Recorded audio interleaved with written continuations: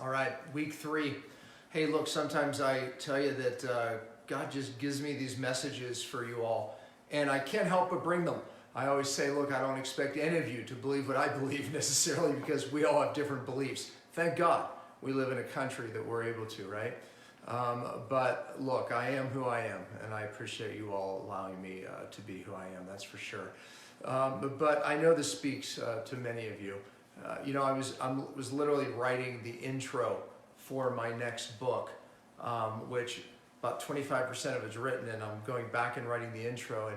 And the reason was I've been doing a lot of speaking as usual, but God put on my heart a message, and it took me back to a time when I was in Africa. And literally, I had an opportunity to speak at a very big leadership conference with some of the Africa's great leaders. And what an opportunity it was to speak there. And I stepped off stage, and a great leader came up to me, and he said to me, "Dr. Pompa, your authority does not come from your years of education. It comes from the victory God has given you." And I was writing, literally praying what I'm going to write in the introduction, and that came to my heart. Because as I write this book, my next book, and my other book, the information, I can tell you, all of it came from pain to purpose. And when I was sick, I couldn't see my way out of how any of it would make a bit of difference. I wanted to die, frankly, I did. But here I am tonight sharing this information with you from pain to purpose. I wouldn't be able to teach anything to his point, which I didn't understand his point at the time, if I didn't go through it, if God didn't allow me to go through it. I read this morning, which probably brings it all full circle. This is what I read. And I have notes in here on time where I needed to trust God, and I didn't see this today, the promise and the purpose that he had, right? And many of you too. But it says this: God who does not lie promised, and that's from Titus 1:2. Faith is not conjured up through an act of your will, a sense of certainty that something is going to happen. That's faith. No, it's recognizing God's promise as an actual fact, believing it is true, and rejoicing in the knowledge of that truth, and then simply resting because God said it. And it was hard for me then, because I was trying to hold on to the promise that God told me, and really told my wife even before me, that not only was I going to get well, but that I was going to take a message through the world, to the world. And so everything I bring you, no doubt, from pain to purpose in the books that I write. But that message is for many of you, because I think I attract a lot of people, health seekers like myself at that time, looking for answers. Maybe it's something small, maybe it's energy back, brain fog, trying to get off a medication, who knows? But I tell you, hang on to the promise God gives you, and in it, no doubt there's purpose. All right, tonight's topic, daily intermittent fasting. Eating in a window is a better way to look at it. So when you think of what this means, daily fasting, and it's really caught a lot of attention, and many of you know this topic very well because you do it. The science is all over it, and in a Facebook Live, I don't have time to explore it, but in my book that's you can get right now called Beyond Fasting, I talk a lot about the research around this daily fasting, meaning we can go 15 hours, 18 hours, 20 hours, even 23, 24 hours on a fast. And the benefits are enormous. We do get some autophagy, where our body's eating the bad cells, and stem cell production. Yeah, that even happens on a daily fast. My wife have been daily intermittent fasting for many years, and we no doubt attribute it to how we've reversed so much of our aging process with this daily intermittent fasting. And of course, we do longer fasts many times throughout the year as well, which we're doing June 2nd. But daily fasting, no doubt, prepares us to get the maximum results for our 5-day fast in June 2nd, because we're basically putting our bodies, forcing our bodies into a fat-adapted state. Look, there's no better way of doing this than eating less often. The less meals we eat, the more we force our mitochondria to use fat as an energy source. Even more than cutting our carbohydrates in ketosis, which I taught week 1. If we go without food, our bodies have to start tapping into our fat. It just takes time. But the most powerful way to do this, to become fat adapted, is no doubt eating less often. So when we talk about eating less often, we're talking about eating in a window, say between 4 and 10 hours. Instead of eating, which typically the average American, they say eats, at least 17 to 21 times. And I know that seems impossible. I think it sounds impossible too, but that means they drink something that raises glucose. They eat some nuts that raise glucose and insulin. It's, one little thing in their mouth after another, and those are considered meals, because even if it raises glucose a small amount, that is considered a meal, and it breaks you out of autophagy. So we don't want to do that. We want to squish our eating window down from 4 to 10 hours. And most of you, probably a good place to start is 10 hours, but I'm going to give you an idea to see, or a test that you can do to see if your eating window is actually working for you. Because if it's not, it's going to be very difficult for you. So we'll talk about how to do that in a minute. But this eating less often thing, look, Americans, I know, I was one of them too. And actually, I just spoke about my Africa trip. When I went to Africa, I was still eating many meals a day, probably. And I don't remember how many, but I guarantee it was at least 4 or 5 meals a day. And I was under the impression, like many of you, that it keeps your metabolism up and it's very good for you. I would say most of America still believes that. Most people still believe that. But science shows otherwise, that it really doesn't work. And as a matter of fact, if you want to age faster, just eat more meals, eat more often and more calories. If you want to age slower and you want to de-age, then you must eat less. All the studies around anti-aging, really the only thing that holds up is eating less.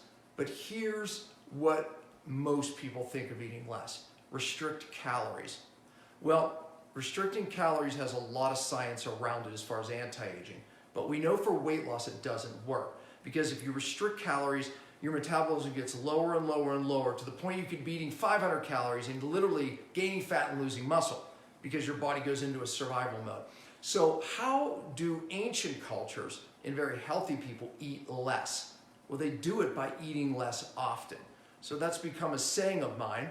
Basically, don't eat less, eat less often. And that's how and why we daily intermittent fast. So by eating in a smaller window, you can eat 2 meals, you can even 3 meals. But ultimately, at the end of the day, I promise you, I eat much less, even less calories. But the key is I do it by eating less often.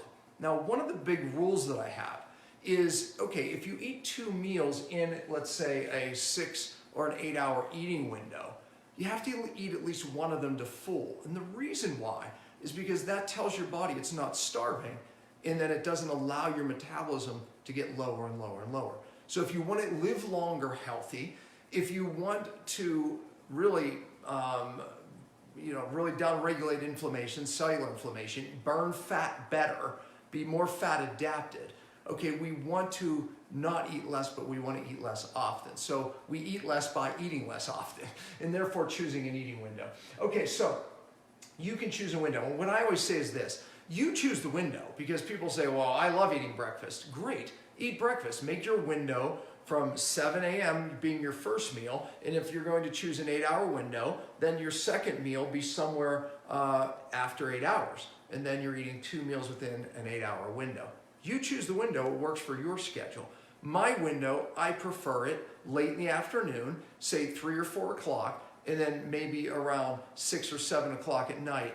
That is a really good window for me. I can eat in a 4 hour window, but I become more efficient, and it's very easy for me to eat in a 4 hour window. In many days, I just eat 1 meal, which I'm going to talk about next week. So we want to eat less often. Now listen, I'm going to be honest with you. If you're a 5, 6, 8, 10, whatever meals you're eating a day person, here's step 1 for you. No snacks, eat 3 meals, okay? That's step 1 for you, 3 meals. And I devote a chapter in my book to that and the science around that. So simply do not put a nut in your mouth, but you will eat 3 meals, okay? So that's step 1 for you all. Step 2, or I should say step 1 for others that are more advanced than that, is choosing a window in eating between anywhere between 4 and 10 hours. Okay, so now let's look at how do we know what a good eating window is. So let me pull out this stuff. I showed you this last week, and if you haven't got it, get it, please. GetKetoMojo.com. That's GetKetoMojo.com, and the word "get" must be in there. And you can get this kit that comes with all of this, and you want to get a kit that has glucose and ketone strips for this reason. You ready? A great way to see if your eating window is working for you is you test your morning glucose and ketones. That's why you have 2 strips, and you only need 1 blood drop. Boom, you prick your finger, and on that 1 blood drop, you test your glucose. This is first thing in the morning, before eating, before doing anything, exercising, and then you do your ketones. Write those numbers down. And then, let's say you choose your first meal to be at noon. So before noon, then you would basically do the same thing. Test your glucose and ketones again, and write those numbers down. What you want to see is, I'm going to set this down. What you want to see on that is, you want to see your glucose, I'll just make a G, going down, and K for ketones going up. So we want to see glucose trending down, even a few points is fine, and ketones trending up. That means your body is moving into utilizing fat in your eating window. Now, what if that's not happening? Then one of the first things you can do is just back your window up. Say instead of noon, try 11, try 10, see what works for you. Listen, eventually push it back out and redo the test, because eventually your body becomes more efficient. As you become more fat adapted, you also become more efficient, and then you can make your eating window more small, right? So you just keep squishing the window as you become more efficient. Now, also, next week's diet variation, where I'm going to teach you a trick on how to change this also, because as we make some feast, famine, cycle, and variations, it can also help this process. Okay, so listen, the bottom line is, the reason we want to see glucose dropping and ketones rising is because your body will start to use fat as energy. Morning glucose tends to be a little bit higher throughout the day. And no doubt, as you use fat in your fasting window, your ketones should be rising up. Why? Because remember, ketones are made from burning fat, right? So this is just a little indicator of that eating window is working. Now listen, don't just do one day. Do like 3 random days. They don't have to be days back to back, just to get an idea. All right, now this is the number 1 question that I'm going to get. Can I drink my coffee in my fasting window? Meaning, okay, I don't have a problem without eating breakfast, but my coffee, on the other hand, is a different story. The answer is, it's different for everybody. Because remember I said that if something raises up your glucose, it knocks you out of the autophagy. So we don't want to do that. And so therefore, here's a simple way. You test your glucose in the morning. You don't need to test your ketones, but you can. But the glucose here is the key. We're going to test our glucose first thing, and then we're going to drink our coffee the way you drink it, whether it's black, whether it's with fat, whatever it is, and then 30 minutes later, retest the glucose. If on average, remember you should do this at least 3 days as well, if on average it stays the same or drop, congratulations, you can drink your coffee. But if it rises up more than 5 on average, then try coffee a different way. So if you drink it black, try fats. If you drink it with fats, try black. Believe it or not, it can be different. And get an average, and you'll see what works for you. Or if neither of those work, try tea. If you like something warm, it may be the caffeine. Try decaf, right? It is, you'll find, in my seminars, we actually do this test. And we, show of hands, different across the board for everybody. So again, test, don't guess. That's the best way to know if your coffee works in your eating window. But a little bit of tea, something will work. I think something warm in the morning is a nice habit. But some of you, it may be warm water. No, I'm sure that you could find a tea that works for you. And some things actually may actually help your glucose go down. You know where I actually got that from is there's a gentleman named Thomas Seyfried. He's a cancer researcher, a brilliant man. And I was in a mastermind with him, and he was talking about how, and this is actually in his book as well, Cancer as a Metabolic Disease, great book. And I've interviewed him on Cell TV. But he was talking about watching tumors shrink as an indicator that autophagy is working, whether it was ketosis or fasting. And they would know if the tumors would stop shrinking, that something was needed to be changed. What they found was coffee oftentimes was the thing that was stopping the process, and they would switch them to tea and find then the tumors would start to shrink. And he basically was explaining it's glucose, right? It was glucose knocking it out of autophagy. And I thought to myself, well, can't we do this just for the average person? They were looking at tumors as a sign of autophagy. But hey, we want to look at this just in, is our fast working for us, or is our coffee working for us in a fast? So we do want to see glucose trending down and ketones trending up is an indicator that your fasting window is working and autophagy is actually taking place. So, okay, that's some real quick tips on intermittent fasting daily. But I didn't answer this. Well, I kind of did. Why is this so important for really progressing to get better results out of my 5-day fast? Because this is going to help your body get used to going without food and burning its fat for energy. Not eating is the best way to train our mitochondria, that's where our cells make energy, to use fat. So again, we can lower carbohydrates and force that fat adaptation, that's ketosis. But a better way is going without food, and I call it metabolic, mitochondrial, that's where you burn fat for energy, fitness. Meaning that eventually our cells get more and more fit to burning fat. This is the best way. So this is exercising our cells in making them more fit, more efficient fat burners. So we want to keep getting your window smaller. So maybe some of you started a 10-hour window, you don't see the right thing happening, but eventually we want to keep squishing your eating window down. And once the 5-day fast comes, you're going to be really fit. Day 1, you're going to be burning fat, massive autophagy, stem cell production. That's the idea here. We don't just want to make your fast easier. We want to maximize your results. So, okay, eat less often. That's the key to living longer. So we don't want to eat less. We want to eat less often.